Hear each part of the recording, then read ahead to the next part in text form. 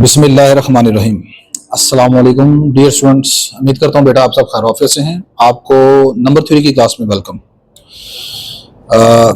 आज के लेक्चर में हम एक न्यू टॉपिक मोबियस फंक्शन इसके ऊपर डिस्कशन करने जा रहे हैं। ये रिसेंटली अभी जो पंजाब यूनिवर्सिटी का 2024 जो फॉल 2024 का जो था, मतलब न्यू जो सिलेबस है उसमें ये टॉपिक ऐड किया गया है और कुछ और मजीद भी नए टॉपिक हैं वो इंशाल्लाह हम यहाँ पर अब वन बाय वन डिस्कस करेंगे। इस प्लेलिस्ट में मैं ऐड कर रहा हूँ इनको। तो Mobius function is one of the important function in number theory. इस टॉपिक के ऊपर तो मैं डिस्कशन करूंगा। ये आपका जो सिलेबस का मतलब जो टॉपिक है वो तो इंशाल्लाह ये कवर करेंगे हम। इसके साथ साथ इसमें आपके लिए बहुत ज़्यादा जो आज के लेक्चर में समझने की नॉलेज जो है वो आपका इन्हांस करूंगा मैं। सपोज मैं आपसे क्वेश्चन पूछता हूँ कि आपने कभी इस चीज को ऑब्जर्व किया है कि आपका कोई भी पॉजिटिव इंटीजर, नेचुरल नंबर जिसे आप बोलते हैं, ये हमेशा इन तीन किस्म का हो सकता है। इनमें से किसी को 3 किस्म का हो सकता है। या तो आपका पॉजिटिव इंटीजर हमेशा आइदर ये 1 होगा, आपका पॉजिटिव इंटीजर 1 हो सकता है क्योंकि 1 से आगे जितने भी नंबर हैं आप जानते हैं नेचुरल नंबर जिन्हें आप बोलते हैं, these numbers are called positive integers. तो आपका पॉजिटिव इंटीजर 1 हो सकता है, या आप कोई भी पॉजिटिव इंटीजर उठाएं तो वो होगा product of distinct prime. Product of distinct prime वो डिस्टिंक्ट प्राइम का प्रोडक्ट होगा। डिस्टिंक्ट प्राइम का प्रोडक्ट मतलब है कि वो मुख्तलिफ प्राइम नंबर से उनके प्रोडक्ट से बन रहा है। फॉर एग्जाम्पल सिंपल आप कहते हैं जैसे n इज इक्वल टू 15 है, this is the product of 3 and 5। या फिर ये हो सकता है कि आपका जो वो पॉजिटिव इंटीजर n है वो प्रोडक्ट ऑफ डिस्टिंक्ट प्राइम नहीं है, वो उसमें वो प्रोडक्ट ऑफ प्राइम्स है और उन प्राइम्स में जो पावर है मतलब एक से ज्यादा प्राइम ऐसे हैं जो एक से ज्यादा मतलब रिपीट हो रहे हैं। इन अदर वर्ड आप कह सकते हैं कि कोई प्राइम p है उसका स्क्वायर जो है वो उस इंटीजर को डिवाइड कर रहा है। ठीक है, यही 3 कैटेगरी हैं। आप कोई भी नंबर लिख के देख लें, हमेशा आपका पॉजिटिव इंटीजर n जो है इन 3 में से किसी एक किस्म का होगा। कोई भी आप लिख के देख लें, इनके अलावा और चौथी कोई टाइप नहीं है। फॉर एग्जाम्पल आप कहते हैं जी नंबर 70 है, तो अगर 70 की आप प्राइम फैक्टराइजेशन बना लें, ठीक है, तो आप जानते हैं वो इस तरह बनेगी 2 into 35, 5 into 7 और 7। अब आप यहाँ 70 देख लें, ये प्रोडक्ट ऑफ 3 डिस्टिंक्ट प्राइम आ गया, तो ऊपर वाली कैटेगरी में चले गया ये। अब आप नंबर सपोज लिख लेते हैं जैसे 50, तो 50 को आप देख लें कि आप लिख सकते हैं 5 का स्क्वायर इंटू 2, तो इसका मतलब 50 जो है वो प्रोडक्ट ऑफ प्राइम है, लेकिन एक प्राइम जो है वो स्क्वायर की फॉर्म में है। तो आप दूसरे अल्फाज में इसको कह सकते हैं कि हमारे पास यहाँ पर एक prime p is equal to 5 है जिसका स्क्वायर जो है वो 50 को डिवाइड कर रहा है। ऐसे ही है। तो आप कोई भी पॉजिटिव इंटीजर बेटा लिखें वो हमेशा आपके पास इन 3 कैटेगरी में से होगा। या तो आप लिखेंगे उसे 1, या आप लिखेंगे बेटा प्रोडक्ट ऑफ डिस्टिंक्ट प्राइम, या वो नंबर जो होगा वो हमेशा किसी प्राइम p की पावर 2 से, उसके स्क्वायर से डिवाइड होता होगा। ठीक है, अब मजीद इसकी तरफ आगे बढ़ने से पहले थोड़ी सी मजीद आपको इंफॉर्मेशन मैं देता चलूं। ऐसा नंबर जब आप लिखेंगे कि जो प्रोडक्ट ऑफ डिस्टिंक्ट प्राइम है, तो हम कहेंगे this number is called square free integer. Square free integer, ये स्क्वायर फ्री इंटीजर होगा। मतलब स्क्वायर फ्री इंटीजर का मतलब है कि उसकी प्राइम फैक्टराइजेशन में कोई भी ऐसा प्राइम नंबर नहीं है जो कि स्क्वायर के ऊपर डिवाइड होता हो। ठीक है ना, लाइक जैसे यहां पर है 50 का स्क्वायर, अगर आप 100 लिख लेते हैं इसे, तो 100 में क्या हो जाएगा, वो 2 का स्क्वायर आ जाएगा। ठीक है, और तीसरा नंबर अगर p स्क्वायर n जो है वो p के स्क्वायर पर डिवाइड होता है, तो हम इस नंबर को कहेंगे, इस तरह के नंबर को, लाइक जैसे 50 है, ठीक है, जो कि 5 के स्क्वायर पर डिवाइड हो रहा है। ठीक है, 5 के स्क्वायर पर डिवाइड हो रहा है, तो 50 को मैं कहूंगा नॉन स्क्वायर फ्री इंटीजर। ठीक है, तो आपके पास ये 3 कैटेगरी होती हैं। अब मैं आता हूं मोबियस फंक्शन की तरफ। मोबियस फंक्शन में सबसे पहले जो वर्ड आपने लिखा मोबियस, मोबियस क्या है? मोबियस एक जर्मन मैथमेटिशियन था, ये एस्ट्रोनॉमर भी था। ठीक है, ये उसका नाम से है। अब यहां पर आपको नजर आ रहा है कि मोबियस में ओ के ऊपर मैंने 2 डॉट लगाए हुए हैं, तो ये कोई डोरेमोन की शक्ल नहीं बनाई मैंने यहाँ पर। ये आपके पास एक्चुअली जर्मन जो लैंग्वेज है, ठीक है, ये ओ नहीं है, ओ मतलब है, लेकिन जर्मन लैंग्वेज में मोबियस के जो स्पेलिंग आप लिखते हैं ना, MOE, इस तरह, यानी ये वाला जो ओ है ना, वो ओ और ई को दोनों को कंबाइन करके आवाज देता है, ठीक है ना, ये साउंड देगा, मोबियस। तो ये आपकी इंफॉर्मेशन के लिए, आपके नॉलेज के लिए। अब मैं इसकी डेफिनेशन की तरफ आ रहा हूं। तो मोबियस फंक्शन को आप किस तरह डिफाइन करते हैं? मोबियस फंक्शन क्या है बेटा, आपके पास बात शुरू करेंगे हम इस तरह कि let n be a positive integer, n एक पॉजिटिव इंटीजर है। पॉजिटिव इंटीजर समझते हैं ना, मतलब n आपका नेचुरल नंबर से बिलोंग करता है, सेट ऑफ नेचुरल नंबर से, ठीक है, greater than equal to 1। n कोई पॉजिटिव इंटीजर है, देन मोबियस म्यू फंक्शन। अच्छा, यहां पर ना हम मोबियस फंक्शन को इस ग्रीक लेटर म्यू से डिनोट किया करेंगे, ठीक है ना। Then the Mobius mu function can be defined as,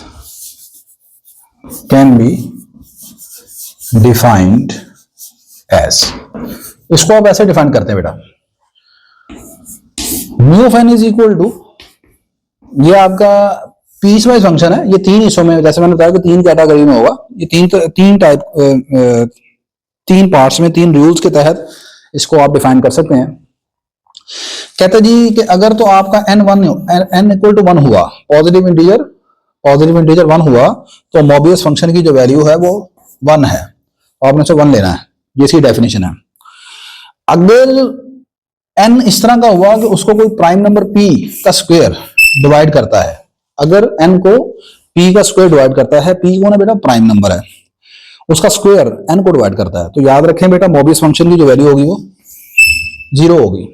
और अगर ऐसा है कि आपका जो नंबर है n, वो है product of primes, distinct prime, p1 p2 p3 up to so on, ये प्राइम है, फर्ज कर लें r डिस्टिंक्ट प्राइम्स हैं, सही है, तो फिर उस सूरत में इसका आंसर आएगा -1 की पावर r, यानी जितने प्राइम्स होंगे उसकी फैक्टराइजेशन में उतना -1 की पावर r आ जाएगी।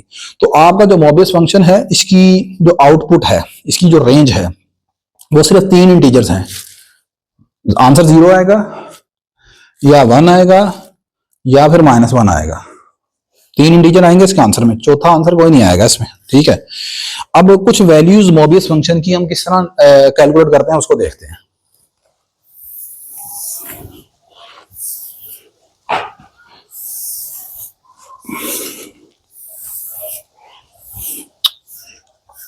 अच्छा, तो सबसे पहले हम शुरू करते हैं n इज इक्वल टू 1 से मोबियस फंक्शन की value, values of mu n for some n belong to n, ताकि आपको पता तो चले ना कि वैल्यू कैसे निकालनी है। फर्ज करेंगे आपने म्यू ऑफ 1 की वैल्यू निकालनी है, तो म्यू ऑफ 1 को बेटा आपने जो बाय डेफिनेशन ही उसका आंसर 1 के इक्वल सॉरी रखा हुआ है, 0 नहीं आएगा, म्यू ऑफ 1 का आंसर 1 के इक्वल है, ये तो 1 आ गया। आगे चलते हैं, अब मुझे निकालना है म्यू ऑफ 2 कौन है, 2 एक प्राइम नंबर है, तो प्राइम नंबर बेटा यहां पर आएगा इधर। अब देखें 2 एक n इज इक्वल टू 2 एक प्राइम है, ठीक है, एक ही प्राइम है ना, एक ही प्राइम है, तो इसका मतलब है कि इसका आंसर आएगा -1 की पावर 1, -1 की पावर 1, और -1 की पावर 1 कितना होता है, -1 के बराबर होता है। इसी तरह ही अगर आप निकालते हैं मोबियस फंक्शन की वैल्यू निकालते हैं tan इज इक्वल टू 3 पर, तो अब 3 फिर एक प्राइम नंबर है, एक ही प्राइम है, तो इसका आंसर फिर वही आएगा 1। अब आ गया n इज इक्वल टू 4। अब देखें बेटा 4 को आप मुझे बताएं कि कोई ऐसा प्राइम नंबर है जिसका स्क्वायर डिवाइड करता हो, जी यस, आप लेंगे 2। p इज इक्वल टू 2 एक ऐसा नंबर है, प्राइम नंबर है, जिसका स्क्वायर जो है वो 4 को डिवाइड करता है, डिवाइड करता है ना बेटा, 2 का स्क्वायर 4, 4 4 को डिवाइड करता है, तो इसका मतलब ये इस कैटेगरी में आएगा। तो आंसर क्या आएगा बच्चे? 0। इसका आंसर आएगा 0 के बराबर। आगे फिर आएगा म्यू 5, 5 फिर एक प्राइम है, इसका आंसर आएगा -1 की पावर, अच्छा यार यहाँ पर ये -1 आना, सॉरी, -1 की पावर -1 यानी -1 आ गया। म्यू 6, हाँ अब ये देखें इसका आंसर इंटरेस्टिंग है। 6 जो है वो प्रोडक्ट है 2 डिस्टिंक्ट प्राइम का। 6 को आप लिख सकते हैं 2 into 3, कितने प्राइम हुए? 2 प्राइम हुए, ठीक है ना। 6 को आप लिखेंगे इस तरह 2 into 3, कितने प्राइम हो गए? 2। तो इसका आंसर आएगा -1 का square which is equal to +1। ठीक हो गया। अब मैं कोई और नंबर लेता हूं, लाइक अगर हम कहते हैं म्यू 121 की आपने वैल्यू निकालनी है, तो 121 की वैल्यू निकालनी है तो आपने देखना है कि 121 जो है इसको कोई ऐसा प्राइम नंबर तो नहीं है जो जिसका स्क्वायर डिवाइड करता हो। आप कहेंगे यस 11 जो है 11 का स्क्वायर, 11 का स्क्वायर जो है 121 को डिवाइड करता है, तो ये इस कैटेगरी में फॉल करेगा, इसका आंसर आएगा 0 के बराबर। ठीक है। कोई और बड़ा नंबर ले लेते हैं, आप कहेंगे आसान नंबर ले लिए। अगर मैं फर्ज करते हैं कि बात कर लेता हूं, जैसे कि आपको समझाने के लिए फर्ज कर लेते हैं मेरे पास नंबर ये है 5 की पावर 3 into 4 into 2, फर्ज करें ये नंबर है। ठीक है। अब ये नंबर बनता है ऐसे मेरे पास 5 की पावर 1 ये हो जाएगा 125, 125 को 2 से मल्टीप्लाई कर रहे हैं 250, 250 को ये 1000 है, ये 1000 है। अब मुझे 1000 पर वैल्यू चाहिए, 1000 पर वैल्यू चाहिए। ठीक है। तो आपने ये देखना है कि इस 1000 को कोई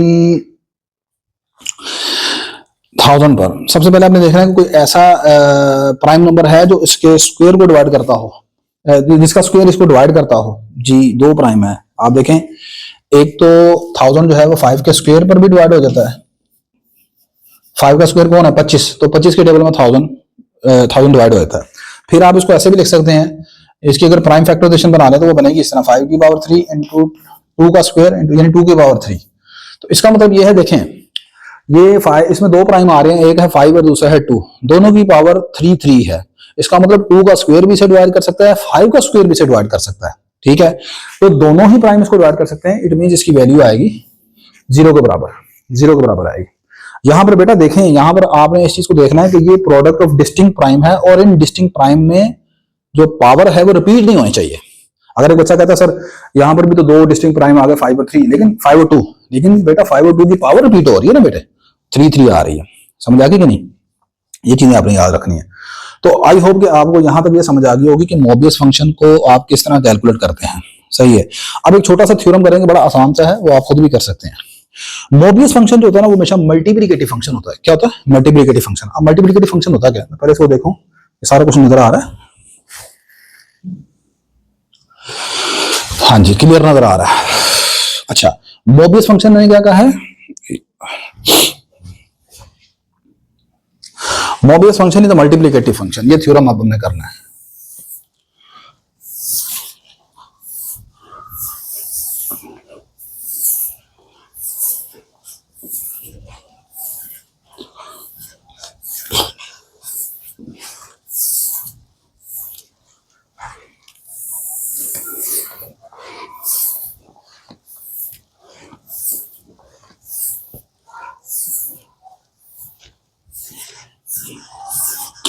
अच्छा,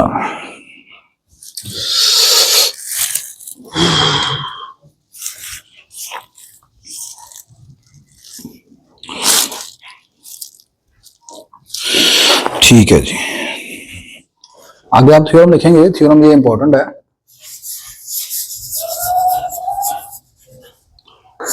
show that Mobius function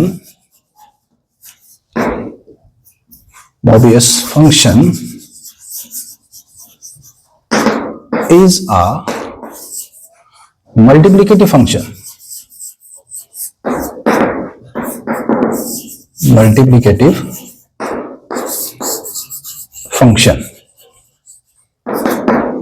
अच्छा देखिए, सबसे पहले मल्टीप्लिकेटिव फंक्शन कहते किसे हैं? आप एक फंक्शन f को जो सेट ऑफ नेचुरल नंबर जिसकी डोमेन हो, ये दूसरे अल्फाज में ऐसा नंबर थ्योरेटिक फंक्शन। एक नंबर थ्योरेटिक फंक्शन f को आप कहेंगे कि वो मल्टीप्लिकेटिव फंक्शन है अगर f की वैल्यू m इंटू n के ऊपर निकाली जाए और answer f of m into f of n के इक्वल आ जाए, यानी f की वैल्यू इधर प्रोडक्ट m और n का प्रोडक्ट है उसके ऊपर वैल्यूएट करें और इधर इस प्रोडक्ट को मल्टीप्लाई करें तो आंसर आए अगर बराबर तो उस फंक्शन को कहते हैं हम मल्टीप्लिकेटिव फंक्शन। हाँ, यहां पर एक शर्त यह है कि ये जो m और n है ना ये दोनों रिलेटिवली प्राइम होने चाहिए, यानी m और n का जो जीसीडी है वो 1 के बराबर आना चाहिए। पहली बात ये बात आपने याद रखनी है। मैं कुछ एग्जांपल से पहले आप उसको सेटिस्फाइड करवा देता हूँ। फॉर एग्जांपल देखें, मेरे पास नंबर है सपोज 35 को हम ऐसे लिख सकते हैं 5 इंटू 7, तो मेरे ये मेरा m हो गया, इसको मैं n ले लेता हूं। मैंने क्या किया, दो नंबर तलाश करने के लिए 5 और 7 ले लिए, m और n। अब मैं मोबियस फंक्शन की वैल्यू निकालता हूं 5 इंटू 7 के ऊपर, ठीक है। 5 इंटू 7 का मतलब है 35।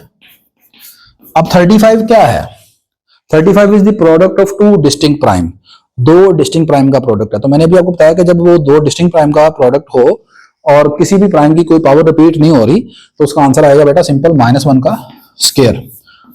दो है ना, तो -1 का स्क्वायर, आंसर कितना आएगा 1। अब दूसरी तरफ आ जाए राइट हैंड साइड में मुझे ये दिखाना है कि इसका आंसर आएगा इसके बराबर, mu of 5 into mu of 7 के बराबर आना चाहिए, अलग-अलग।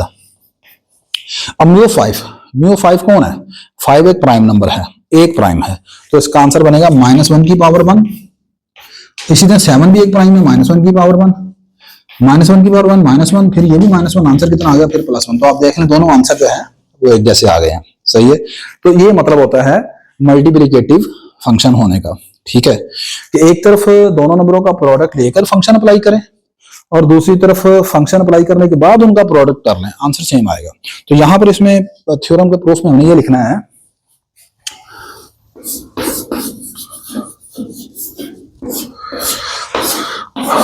we need to show that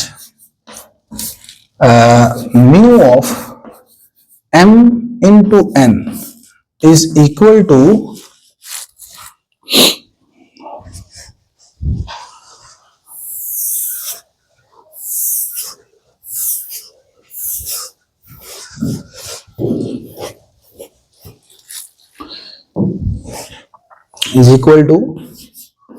mu of m into mu of n, where यहां पर ये चीज लाजमी लिखनी है आपने कि m और n जो है वो दोनों रिलेटिवली प्राइम है, यानी उनका जीसीडी जो है GCD of m is equal to 1, ठीक है।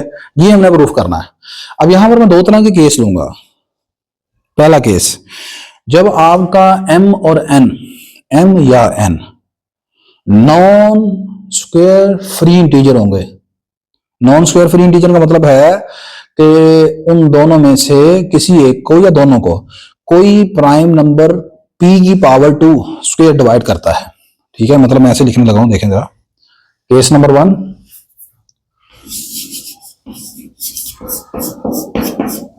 When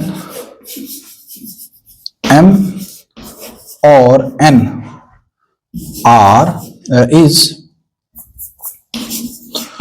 non square free integer, यानी उनको m को या n को या हो सकता है दोनों को भी कोई p का स्क्वायर डिवाइड करता है। पहला केस ये है, ठीक है। तो let there exist a prime p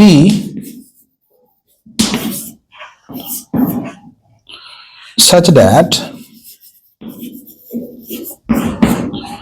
if p का स्क्वायर m को डिवाइड करे या p का स्क्वायर n को डिवाइड करे, p का स्क्वायर m को डिवाइड करे या p का स्क्वायर n को डिवाइड करे, तो मुझे बताएं कि क्या वो जो p का स्क्वायर है दोनों को प्रोडक्ट को डिवाइड नहीं करेगा? करेगा ना यार। मिसाल के तौर पर 100 है, 100 को 2 डिवाइड करता है, 2 का स्क्वायर भी डिवाइड करता है कि नहीं करता? करता है डिवाइड, ठीक है।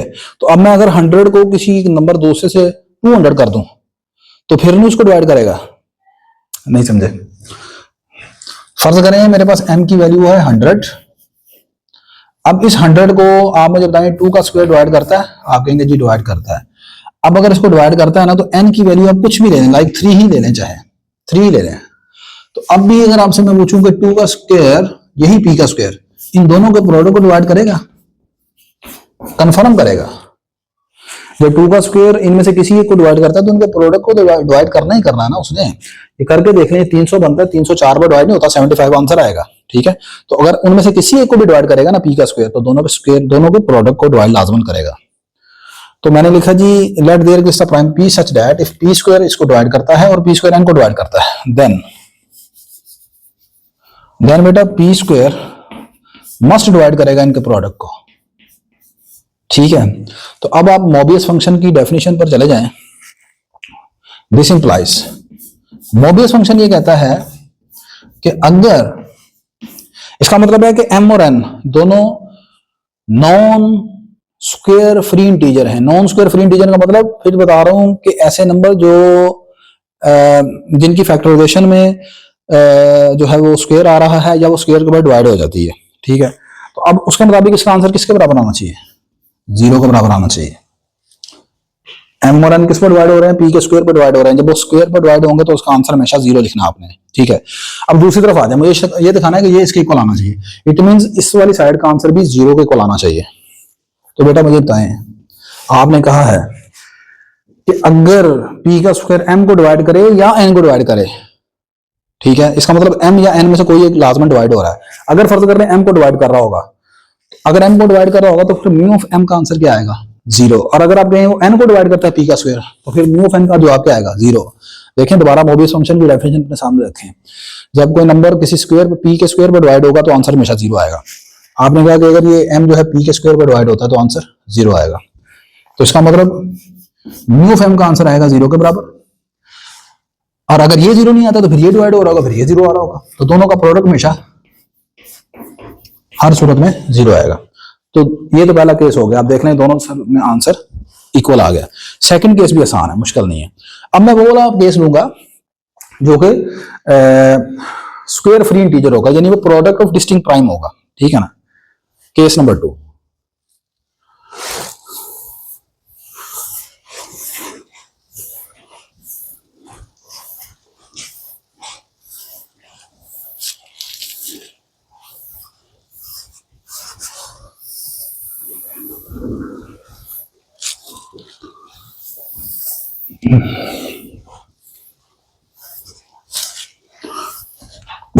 साहब यार दुआ किया करें मेरी ना सेहत के लिए।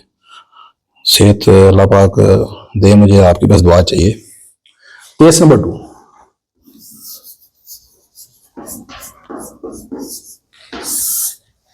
केस नंबर 2 में ये है कि when m and n are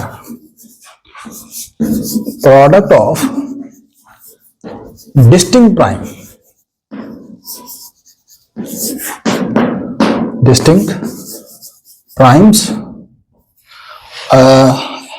in other words आप कह सकते हैं that is they are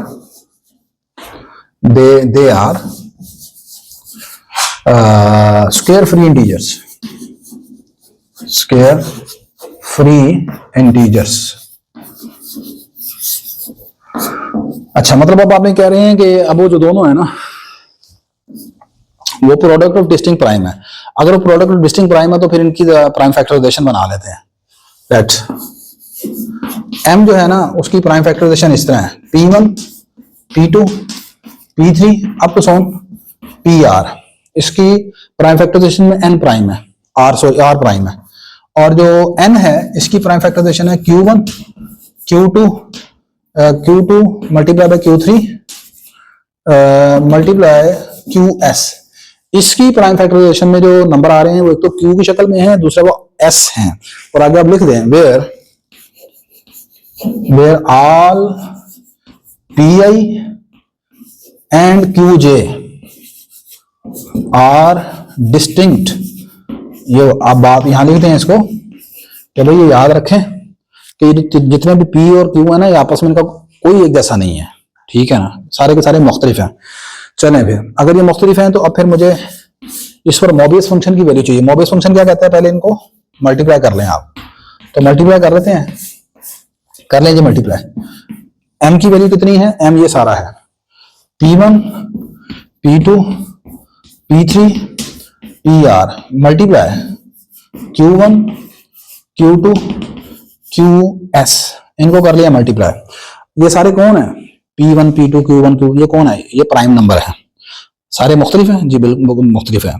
अब मुख्तलिफ जो प्राइम्स हैं उन पर जो आंसर है वो -1 की पावर r, r का मतलब जितने प्राइम है, तो यहां पर टोटल प्राइम कितने हैं, यहां से लेकर यहां तक ये कितने प्राइम है, दीज आर r प्राइम, और ये कितने हैं, s प्राइम है। टोटल कितने हो जाएंगे, r प्लस s, ठीक है। तो इसका आंसर कितना आएगा बच्चों, -1 की पावर r प्लस s, ठीक है। अब दूसरी साइड पर आ जाए, दूसरी साइड पर मुझे इसका आंसर दिखाना है, mu of m into mu of n,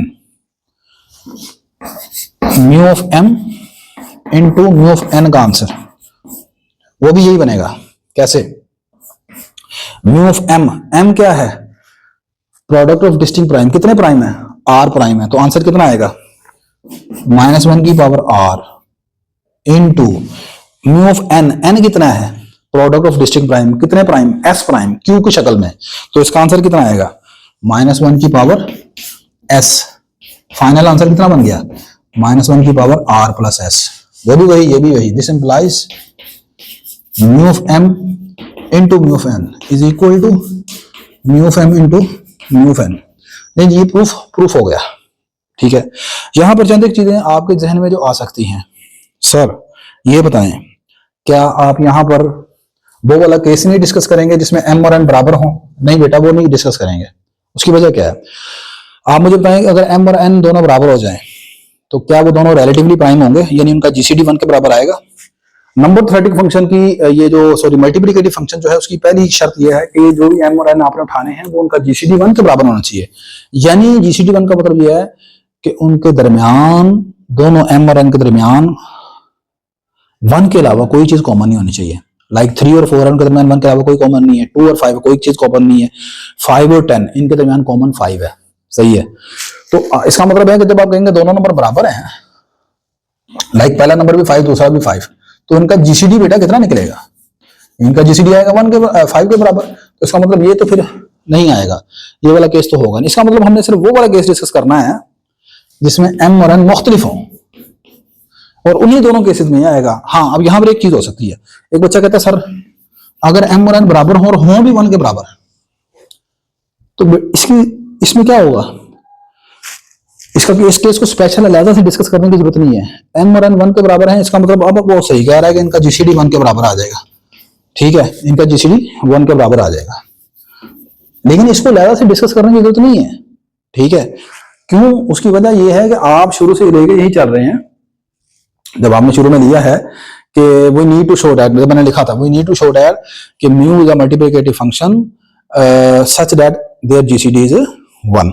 जब आपने वो बात वहां पर लिख दी है तो फिर सेपरेटली, एक्सप्लिसिटली, स्पेशली इसको अलग से इन केसेस को डिस्कस करने की जरूरत नहीं है, ठीक है।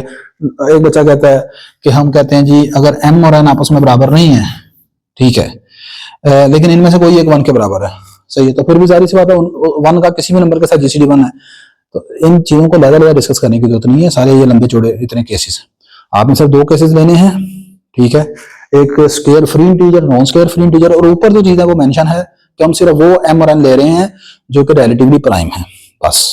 जब रिलेटिवली प्राइम कह दिया है, अब वो रिलेटिवली प्राइम किसी तरह से भी बनते हो, दोनों बराबर 1 के रखे, उनमें से कोई एक नंबर 1 के इक्वल रख लिया, ये सारी चीजें लेता से बेटा डिस्कस नहीं करनी आपने, ठीक है। ले जी, आई होप कि आपको मोबियस फंक्शन की समझ आ गई होगी। नेक्स्ट लेक्चर में हम इसकी प्रॉपर्टीज और इनवर्स मोबियस फंक्शन जो है उसके मुताबिक डिस्कस करेंगे। आज हमने मोबियस फंक्शन की डेफिनेशन देखी है, उसको किस तरह कैलकुलेट करते हैं बेटा, और हमने ये देखा कि मोबियस फंक्शन एक मल्टीप्लिकेटिव फंक्शन होता है, ठीक है। वीडियो अच्छी रही तो लाजमन लाइक कर लीजिएगा, शेयर कर लीजिएगा, अपनी दुआ में याद रखिएगा, दिल करे तो चैनल को भी सब्सक्राइब थोड़ा सा कर लीजिएगा टिक करके, ठीक है। अल्लाह हाफिज।